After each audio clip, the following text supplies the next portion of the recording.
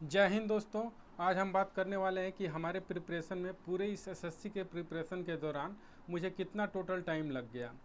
तो हम actually preparation start किए बता दे रहे हैं कि 2021 दिसंबर से हमने सीरियसली इस प्रिपरेशन को स्टार्ट किया। 2021 में सीजीएल मेंस का फॉर्म आया हुआ था, दिसंबर में उस समय फॉर्म भरा हमने और वहाँ से प्रिपरेशन हमने स्टार्ट कर दिया। अप्रैल में शायद पेपर था, अप्रैल या मार्च में। तो पहला मेरा सीजीएल का अटैम्प्ट वहीं था 2021 वाला। हालांकि पेपर अनएक्सपेक्टेड गया, जितना हमने एक्सपेक्टेशन किया था उसके अकॉर्डिंग नहीं गया प्री। उसके बाद से फिर हमें लगा कि जीडी में शिफ्ट होना चाहिए। फिर हमने जीडी के दौड़ में सारा टाइम इन्वेस्ट कर दिया। मेंस की प्रिपरेशन हमने रेगुलरली किया नहीं। लास्ट में 20 दिन बचा हुआ था तो 20 दिन में बस 10 या 15 मैथ्स का मॉक दिया था। हालांकि मेंस का पेपर ठीक था मेरा, डाउन पेपर नहीं गया था, बट डिस्क्रिप्टिव में फिर मार्क्स कम आ गए, जिसके चलते पहले अटैम्प्ट में मेरा सिलेक्शन नहीं हुआ। आप लोग सोच रहे होंगे कि 2021 से 23 तक लगभग 2 साल हो गए, इतना लंबा टाइम क्या एसएससी में लग जाता है एसएससी के प्रिपरेशन में। तो मैं कहूँगा कि इतना टाइम नहीं लगना चाहिए। अब मुझे क्यों लगा, इसके पीछे रीज़न, पहला रीज़न मैं आपको बता दूं कि मुझे एक्चुअली में टाइम की कमी पड़ती थी। क्यों कमी पड़ती थी?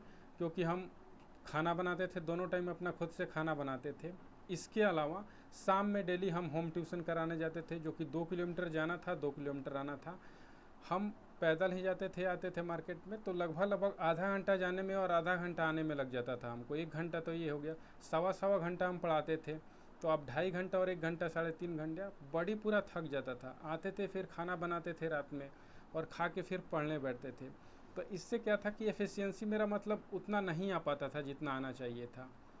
शायद एक वजह ये भी था कि पूरा कंसंट्रेशन नहीं हो पाया मेरे पहले अटैम्प्ट में और लगातार पेपर ख़राब पे ख़राब जा रहा था, चाहे वो सीजीएल का हो। सीएचएसएल में हालांकि फिर मेरा मार्क्स सही था, बट डिस्क्रिप्टिव में 38 नंबर था, उसके वजह से सिलेक्शन नहीं हुआ।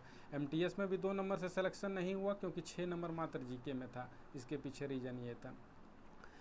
सीजीएल 2022 एक्साइटमेंट बहुत ज़्यादा था, क्योंकि सीजीएल मेंस में मेरा स्कोर ठीक था। ऐसा लग रहा था कि अगले बार पैटर्न सेम रहेगा तो फोड़ देंगे पेपर को। अनएक्सपेक्टेड हो गया कि पेपर का पैटर्न चेंज हो गया, तो डर अंदर से आ गया कि पता नहीं अब की बार भी सिलेक्शन होगा कि नहीं, क्योंकि बार बार इतना फेल्योर आदमी झेल चुका था ना। 1 नंबर हो या कैसे भी हो, डिस्क्रिप्टिव हो, इधर से उधर इधर से उधर, कहीं ना कहीं कभी ना कहीं फंस जाता था आदमी।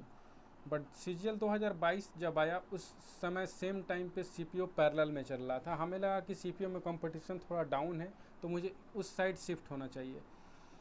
हम सीपीओ का पेपर दिए। हालांकि तबीयत उस समय इतना ख़राब था कि पेपर देने के मूड में हम नहीं थे, बट पेपर दिए। पेपर में 150 नंबर आया, ठीक था, ऑन एन एवरेज ठीक था पेपर। अब मेरा इधर सीजीएल प्री भी बढ़िया गया, 160 नंबर आया। अब साथ साथ ये चल रहा था कि सीपीयू का दौड़ दौड़े या सीजीएल की तैयारी करें। दोनों में से कोई छोड़ना पॉसिबल लग नहीं रहा था कि किसी को क्विट कर दें, हम साइड में रख दें। हमें लगा कि नहीं, दोनों को साथ में लेकर चलना चाहिए। फिर हम सीपीयू के लिए भी डेली प्रैक्टिस करने जाते थे फिजिकल का, और आके खाना बनाते थे। फिर शाम में वही रूटीन था, पढ़ाने जाते थे, फिर अपना पढ़ते थे, बट टाइम ज़्यादा देते थे पढ़ने में। अब की बार अपना 100% हम दिए हुए हैं। समझ जाओ कि अंदर से लग रहा था कि नहीं, पूरा झोंक दे रहे हैं, चाहे जो कुछ भी हो जाए, बाद में रिग्रेट करना हो तो रिग्रेट करेंगे। सीपीओ का फिजिकल भी क्लियर हो गया मेरा। 20 दिन बचा हुआ था, 18 दिन, 10 तारीख को तो रिजल्ट आया और पता चला कि 2 तारीख को पेपर है मेंस का। 2 तारीख से स्टार्ट है सीजीएल का पेपर। मैंने होप नहीं छोड़ा, लगातार प्रैक्टिस पे प्रैक्टिस, प्रैक्टिस पे प्रैक्टिस, बहुत ज़्यादा पेपर सॉल्व किया इस 18 दिनों के अंदर। ऐसा नहीं था कि पहले मॉक नहीं दे रहे थे, सीपीओ का दौड़ दौड़ के आते थे, तो सीपीओ का कोई भी हम काम नहीं करते थे, बस आके सीधे अपना स्टार्ट कर देते थे सीजीएल का मॉक देना।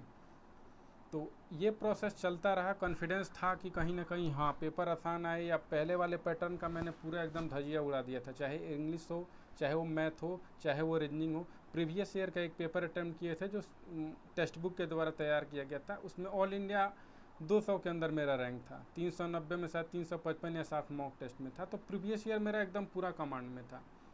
तो ये वजह रहा जिसके चलते मुझे इतना लंबा टाइम लग गया पेपर क्रैक करने में। शायद अगर टाइम सेव होता तो शायद ऐसा पॉसिबल होता कि हाँ साल भर के अंदर। अब कुछ लोग होते हैं ना, कहते हैं कि एसएससी की तैयारी 6 महीने की तैयारी, इस बात से हम कहीं ना कहीं सहमत है, बट वो 6 महीना फुली आपको डेडिकेटेड होना पड़ेगा एसएससी के लिए। ऐसा नहीं कि कोई दूसरे एग्ज़ाम के साथ में पैरेलल तैयारी कर रहे हैं, किसी तीसरे एग्ज़ाम के बारे में सोच रहे हैं, कहीं जा रहे हैं पढ़ाने, खुद से खाना बना रहे हैं, इधर उधर टाइम काट के पड़ रहे हैं, मतलब 3 से 4 घंटा ही आपका यूटिलाइज हो पा रहा है, तो 6 महीने में तो मुझे नहीं लगता है कि यार प्रैक्टिकली ये पॉसिबल है। एक्सेप्शनल 4-5 बंदे 10 बंदे निकल जाएंगे, बट ये एक मिथ के जैसा लगता है कि हाँ 6 महीने में पूरी तरीके से हम एकदम बढ़िया से क्रैक कर लिए। वो तभी हो पाएगा ना जब एक रूम में बंद करके एकदम पूरा आप सीजीएल के बारे में सोच रहे हैं 6 महीने तक, तभी हो पाएगा। और ऐसा होता कहाँ है जनरली, प्रैक्टिकली ऐसा तो होता ही नहीं है। जो होता है, जो करना चाहता है वो 6 महीने के अंदर कर लेता है। बाकी जो हम लोग का नॉर्मल रिदम रहता है ना, तो साल भर, मुझे लगता है कि साल भर काफ़ी है प्रिपरेशन के लिए। तो आप भी होप मत खोइए और किसी भी सिचुएशन को ब्लेम ना करिए। इससे बेहतर है कि पढ़ाई मन लगा के कीजिए, एक ना एक दिन आपका सिलेक्शन होगा, मेरी तरह होगा।